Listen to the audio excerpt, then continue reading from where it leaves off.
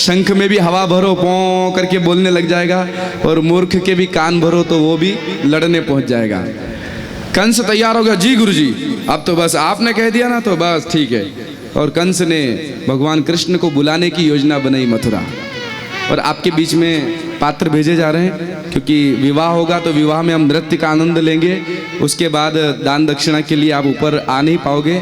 आपको जो भी चढ़ोतरी दक्षिणा चढ़ाना हो आपके पास पात्र आ रहा है, अपने स्थान पर बैठे बैठे ही चढ़ाएं।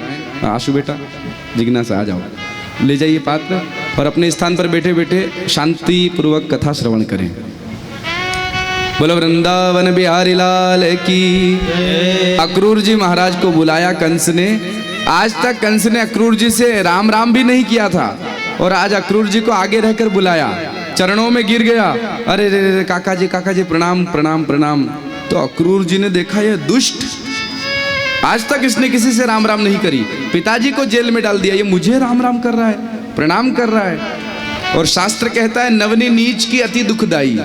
नीच व्यक्ति यदि नमन कर रहा है तो सावधान हो जाना, हो ना हो उसका कोई ना कोई स्वार्थ जरूर है उसमें। कब वो पैर पकड़ता पकड़ता आपको नीचे गिरा दे कोई भरोसा नहीं। इसलिए अक्रूर जी सावधान हो गए। पर कंस ने कहा काका जी एक बार आप कृष्ण बलराम को यहाँ ले आओ ना, ये इतना बड़ा मेला आयोजित किया, ये मेला देख लेंगे। अक्रूर जी समझ गए इसकी मनसा ठीक नहीं है। अक्रूर जी चले गए भगवान को लेने। पर जब अक्रूर जी चले मथुरा से वृंदावन तो सुबह से शाम हो गई, शाम को पहुंचे और कृष्ण बलराम उस समय गाय का दूध दोहन करके आ रहे थे। अक्रूर काका को आते देखा तो कृष्ण बलराम ने स्वागत किया, प्रणाम किया।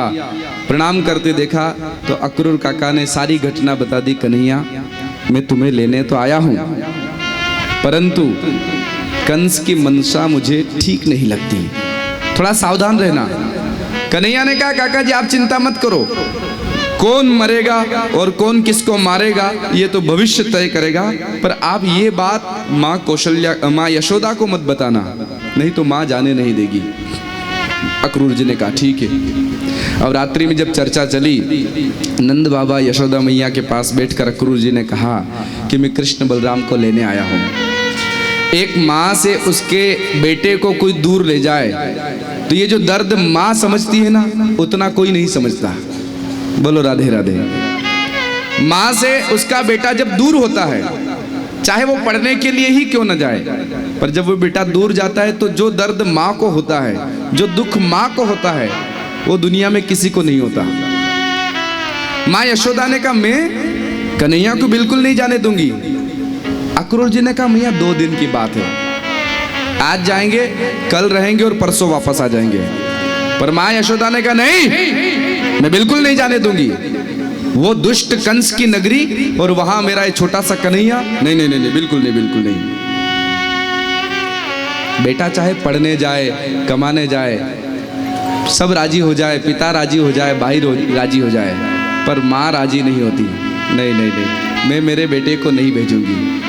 अरे मैंने कैसे लाड़ प्यार से इसको बड़ा किया, मैं दूर भेज दूं?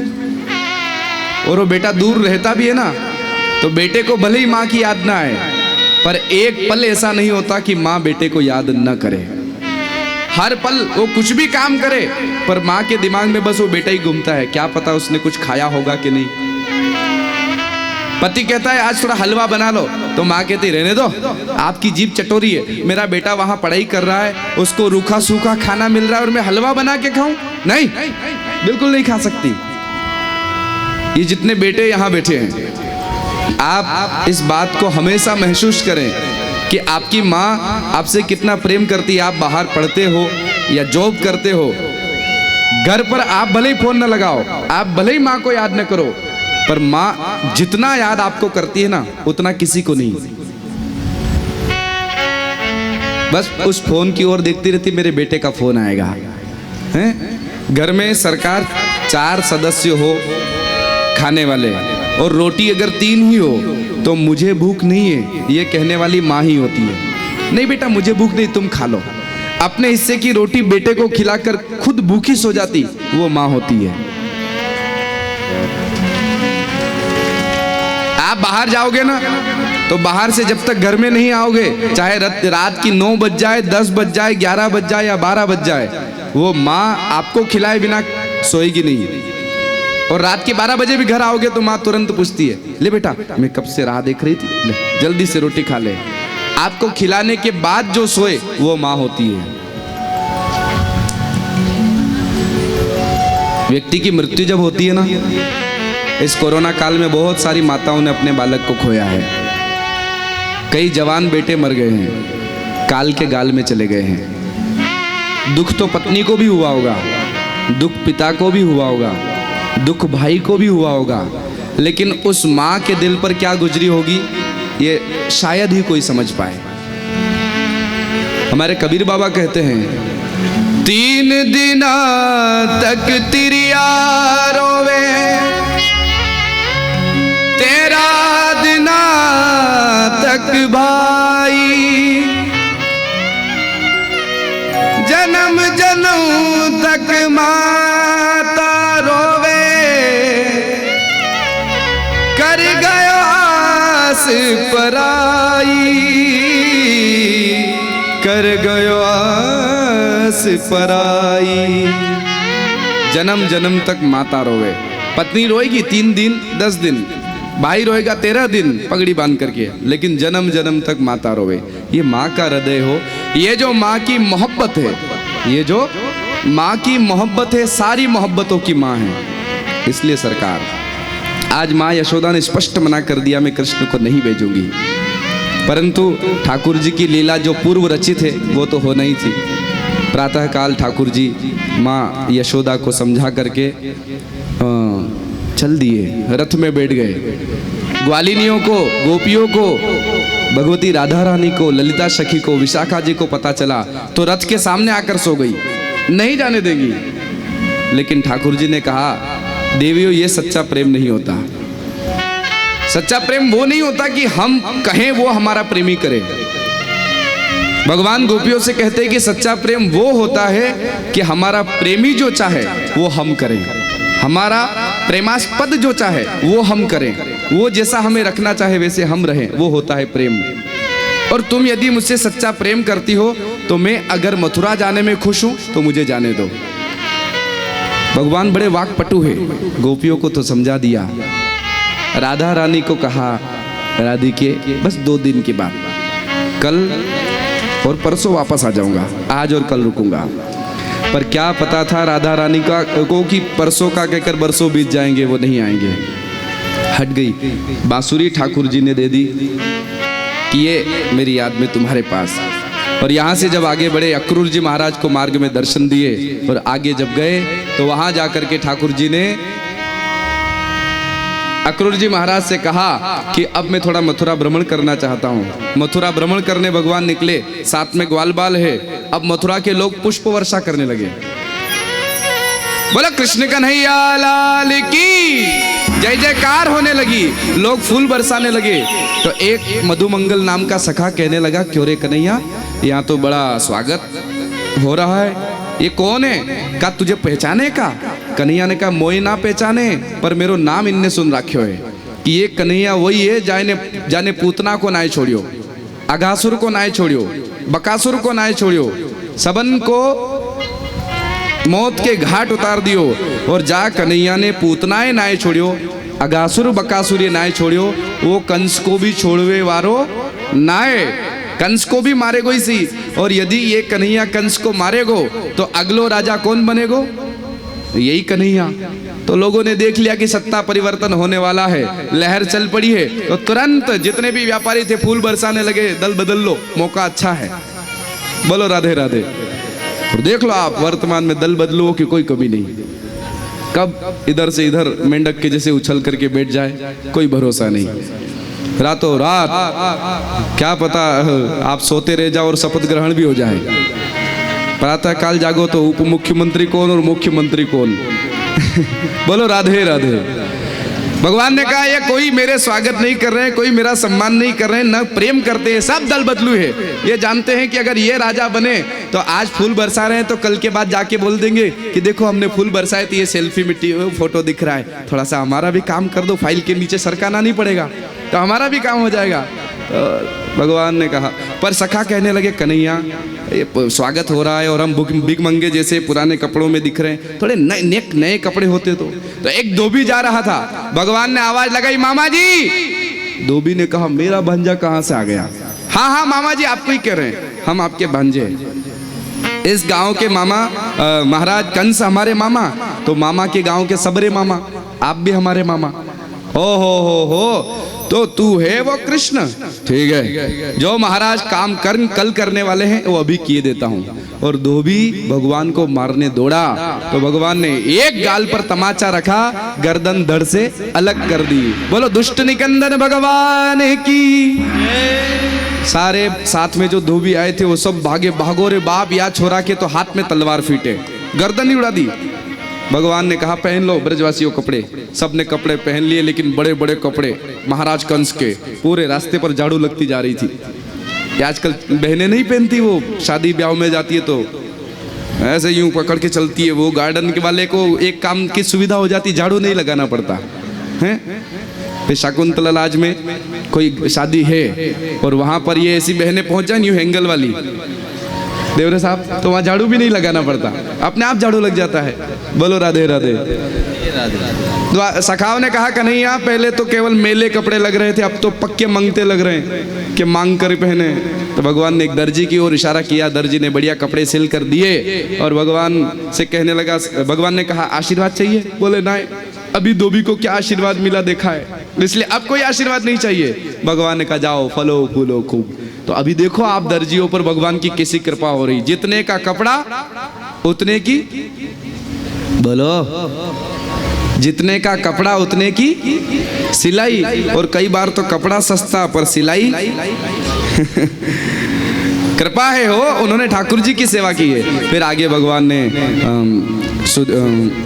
त्रिवक्रा पर कृपा की, कुब्जा पर कृपा की, चंदन लगाया, माली पर कृपा की, मालाएं पहनी और धनुष भंग करके संदेश दे दिया कंस को कि तुम्हारा काल तुम्हारे माथे पर मंडरा रहा है, सावधान।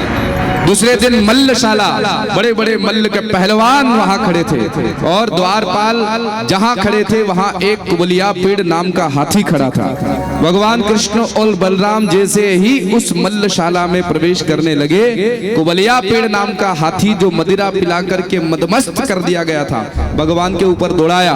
और जो भगवान के ऊपर दौड़ाया, भगवान ने उसकी सूंड को पकड़ा और ऐसे घुमा करके धरती पर धड़ाम करके पटका, उसके प्राण पखेरु उड़ गए।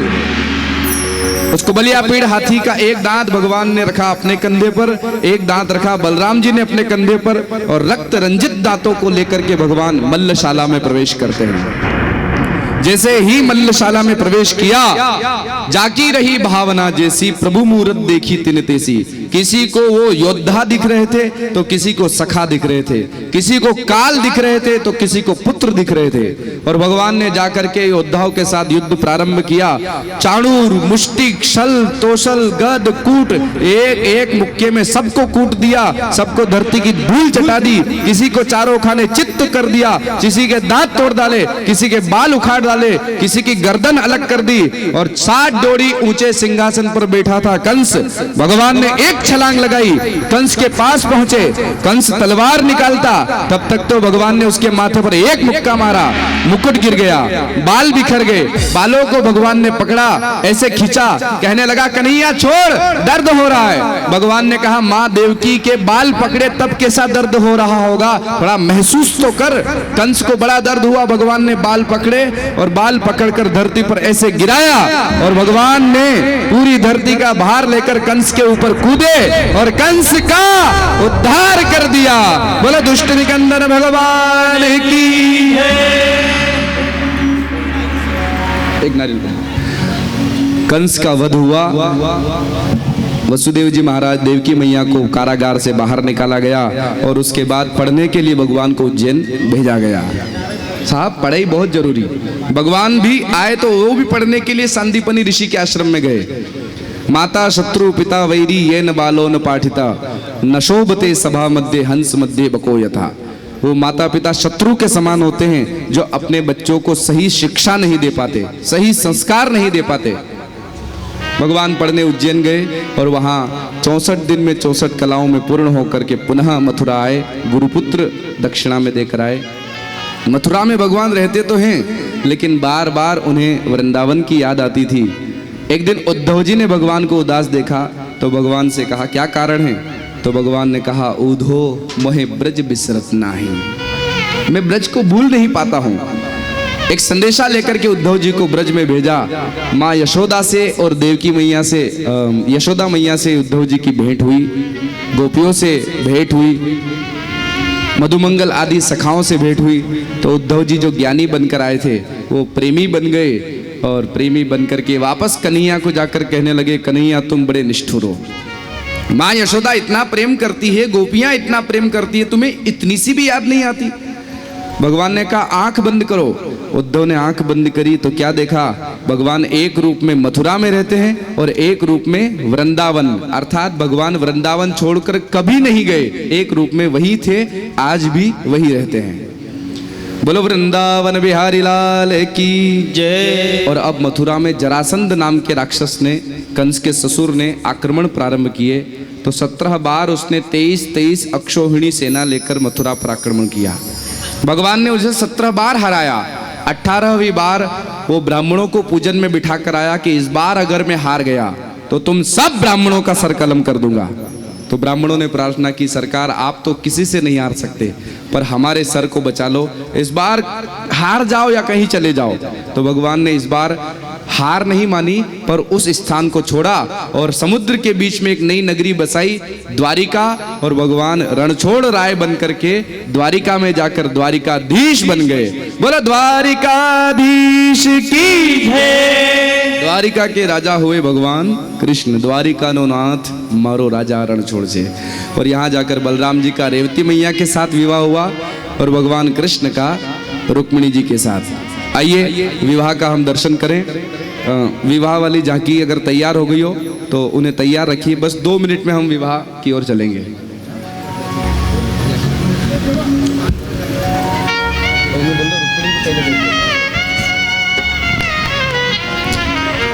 अभी बड़ी प्यारी झांकी हमारे बीच में आएगी, भगवान कृष्ण की, रुक्मिणी मैया की हम सभी दर्शन करेंगे। और कल की कथा विश्राम दिवस की कथा है, अर्थात सप्तम दिवस की।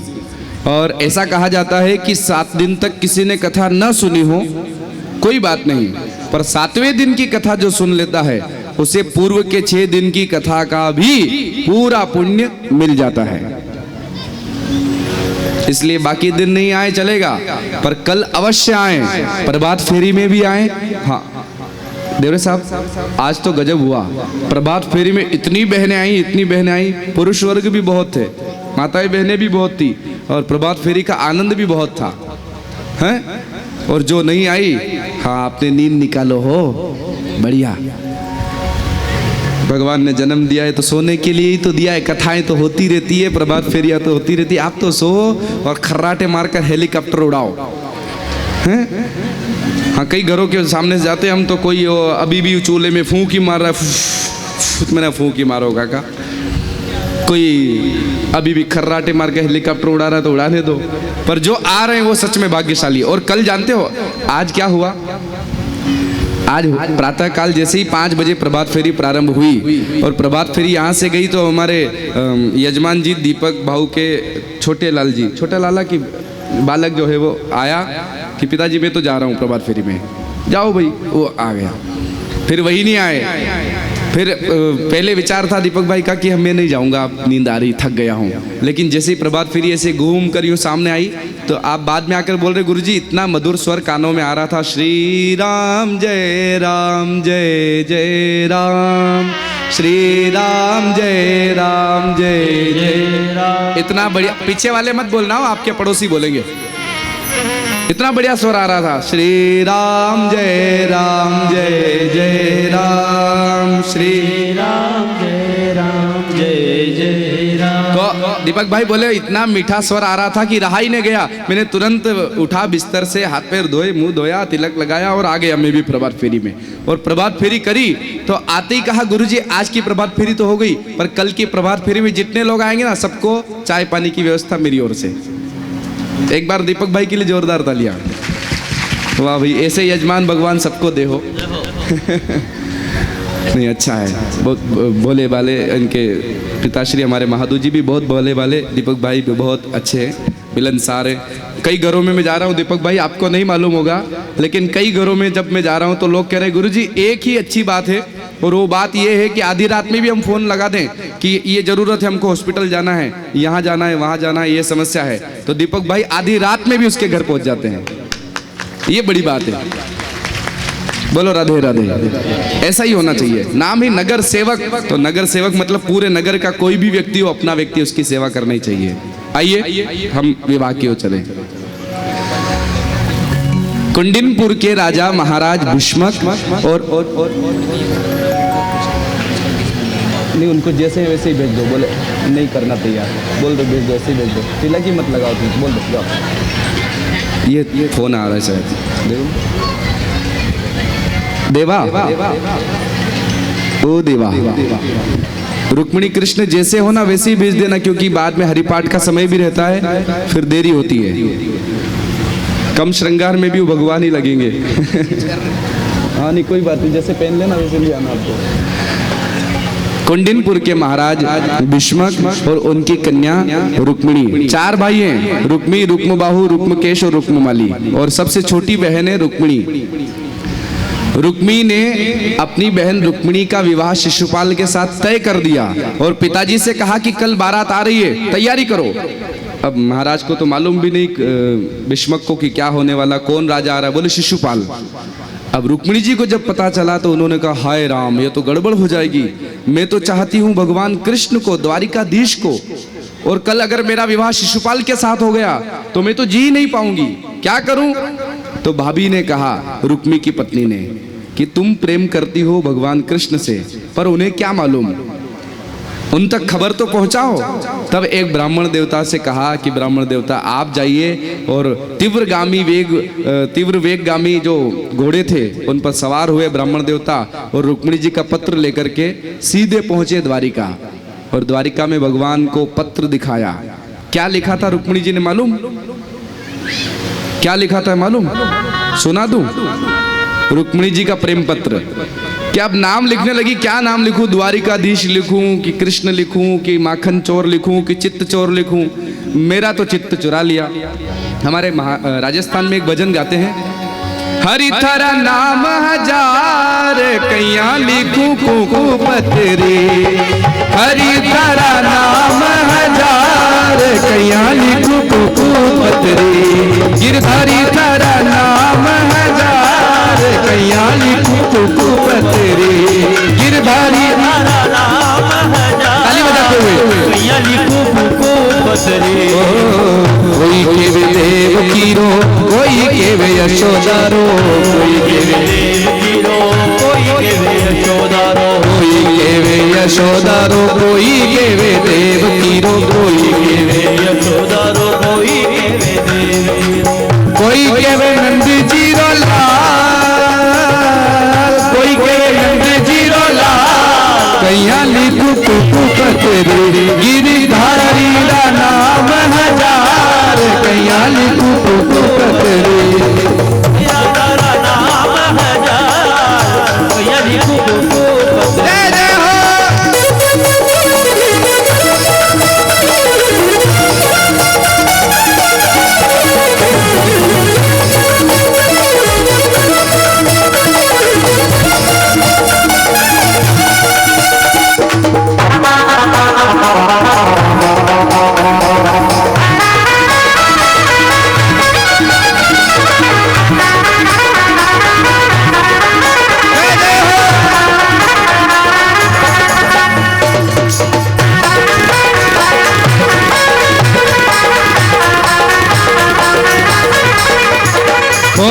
कोई केवे बंसी वारो, कोई केवे मुरली वारो, कोई केवे बंसी वारो, कोई केवे मुरली वारो, कोई केवे बंसी वारो, कोई केवे मुरली वारो, कोई केवे बंसी वारो, कोई केवे मुरली वारो, कोई केवे मुरली वारो, कोई केवे बंसी वारो, कोई केवे मुरली वारो, कोई केवे बंसी वारो, कोई केवे गाया रो गुवार, हो कोई केवे गाया रो गुवार, कैया लिखूं कुकू पतरे, गिरधारी रा नाम हजार कैया लिखूं कुकू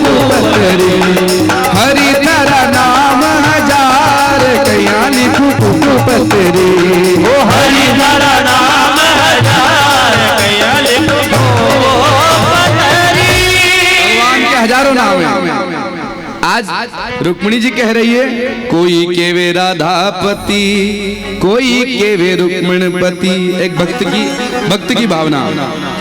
कोई केवे गोपिया रो श्याम, कैया लिखो कुकू पतरी। कैया का मतलब होता है कैसे। कैया लिखू कुकू पतरी मतलब कैसे लिखूं, बहुत टाइट बांधा हो। इससे तो हमारी वो माता जी चुंदरी ओढ़ा रही थी ना शुरू में, वही अच्छी थी। आज तो माता राम ने सखी बना दिया है। बोले ठाकुर जी की कथा करने वाले कोई सखा तो हो ही नहीं सकते, उनकी सखी हो सकते। तो शुरुआत में आई हो माता राम, मैं हटाऊं तो भी नहीं पहनो चुंदरी ओढ़ाने से। कहाँ बैठे हो माता राम? माता जी प्रणाम, था का खूर छू। राजस्थान में एक बार एक ब्राह्मण देवता कथा करने गए। अब कथा करने गए तो एक व्यक्ति अपने घर ले गया, महाराज मेरी माता राम को आप थोड़ा आशीर्वाद दे दो, दिखाई नहीं देता है। महाराज घर गए और जैसे उस बुढ़िया को उस बच्चे ने कहा कि माता राम गुरुजी आए हैं, प्रणाम कर लो। तो राजस्थान में एक क्षेत्र ऐसा है जहाँ पैरों को खुर बोलते हैं। तो उस बुढ़ी बेचारी बुढ़िया ने कहा, महाराज ऐसे वो निकाल के दुपट्टा लुगड़ो लिकारी ने, महाराज था का खूर छू। तो पंडित जी कहीं बाहर से आए थे, उन्होंने देखा कि खूर तो गाय के, बैल के, भैंस के पैरों को कहते हैं। वाह माता राम, कैसी बात कर रही हो? खूर, मैं कोई पशु हूँ? नरक में जाओगी, नरक में ऐसी बातें करोगी तो ब्राह्मण को ऐसा बोलती हो? तो माता राम भोली भाली बेचारी कहने लगी, महाराज हमारे कहाँ ऐसे बाग कि हम नरक में जाएं, वहाँ तो आप जैसे गुरुजी लोग जाते हैं।